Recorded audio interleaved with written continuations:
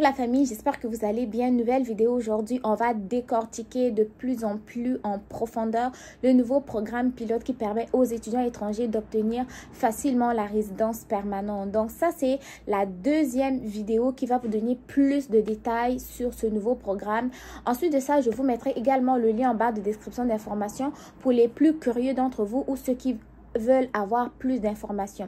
Donc restez connectés, suivez la vidéo tutoriel parce qu'elle va vous donner plus de détails, à savoir c'est quoi les critères d'admission, conditions d'admissibilité, c'est quoi les établissements d'enseignement qui font partie de ce nouveau programme, comment faire une demande, comment obtenir la résidence permanente. En tout cas, je vais essayer de tout vous expliquer dans cette vidéo.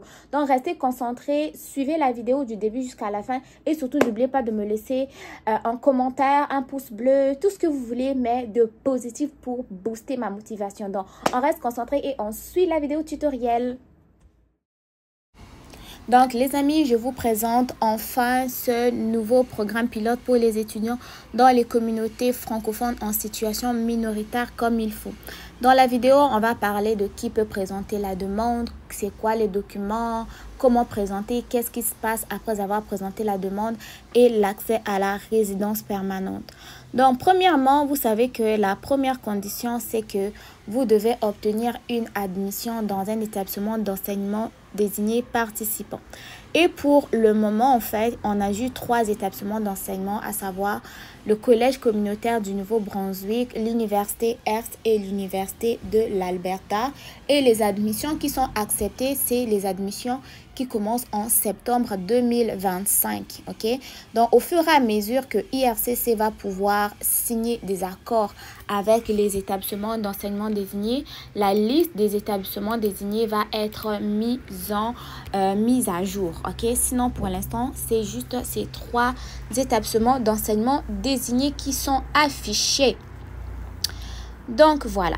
Après avoir obtenu l'admission, dans un établissement d'enseignement désigné, la deuxième condition, en fait, pour participer à ce programme-là, c'est avoir une preuve de capacité financière.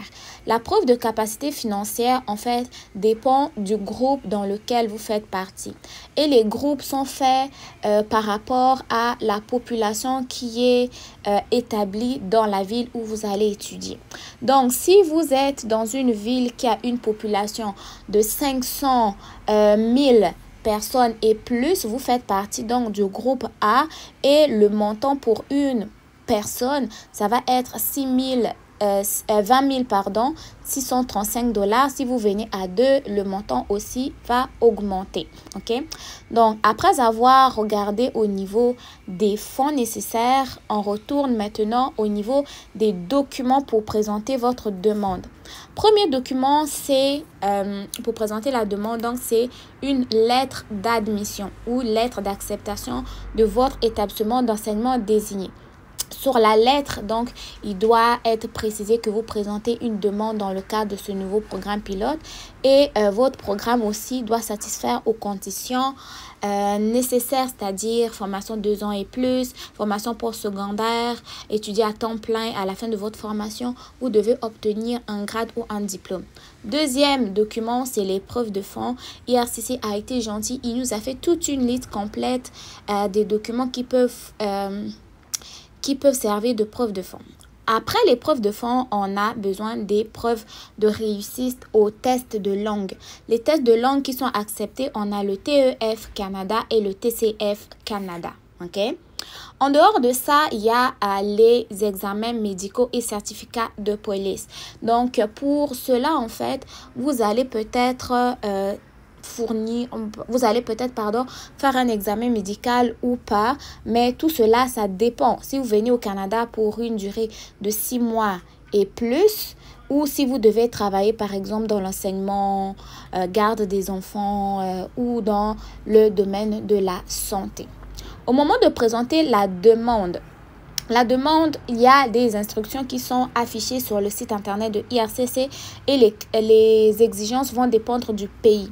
Là, pour la vidéo, j'ai pris l'exemple du Cameroun. Pour le Cameroun, ils vont vous demander également si vous venez avec un membre de votre famille. Si le membre de votre famille a besoin d'un permis de travail.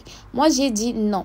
Quand j'ai dit non, j'ai cliqué ensuite sur aller et en bas, ils ont précisé pour les résidents du Cameroun, vous devez postuler grâce à votre compte en ligne et c'est le compte que vous créez sur la page de IRCC. Vous allez payer les frais. Vous allez pouvoir vérifier l'état de votre demande aussi, ok? Pour ce qui est des frais là, sachez que c'est 150 $. 150 $ ce programme-là parce que vous allez faire votre demande de permis d'études, mais c'est pas le permis d'études. Le prix en fait du permis d'études c'est le même, mais c'est deux programmes différents, ok? Donc c'est très important. Après avoir présenter votre demande, donc sachez que vous allez peut-être devoir faire les données biométriques, toutes les étapes qui sont exigées au traitement du permis d'études d'habitude. Vous allez devoir passer ces étapes-là aussi. Les données biométriques, ils vont traiter votre demande de permis d'études aussi. Ils vont pouvoir analyser votre dossier, s'il vous donne le permis d'études ou pas. S'il vous donne, vous allez donc recevoir une lettre d'introduction qui va vous permettre de voyager et la permis d'études va vous être remis ici au Canada.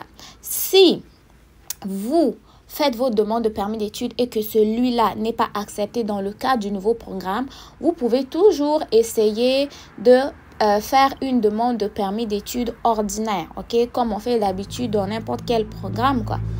Donc là aussi, ils vont vous dire si vous avez besoin d'une autorisation de voyage ou pas, ok. Tout cela est lié à votre passeport, ok. Donc ils ont dit que votre autorisation de voyage sera liée à votre passeport par voie électronique et sera valide 5 ans ou jusqu'à l'expiration de votre passeport, ok.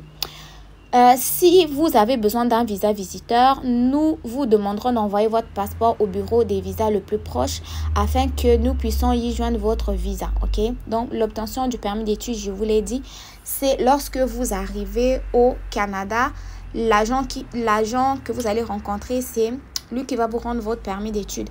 Et le permis d'études a la même durée que votre programme. Maintenant, ils disent que si votre passeport expire avant la fin de votre programme, vous pouvez toujours faire une demande. Vous allez d'abord renouveler votre passeport et demander un prolongement de votre permis d'études, ok? Donc, c'est ça. S'ils refusent votre demande aussi, ils vont vous expliquer pourquoi est-ce qu'ils ont refusé. Si jamais vous êtes venu, vous avez étudié, vous voulez changer de programme, sachez que vous devez en fait envoyer des nouvelles informations à IRCC.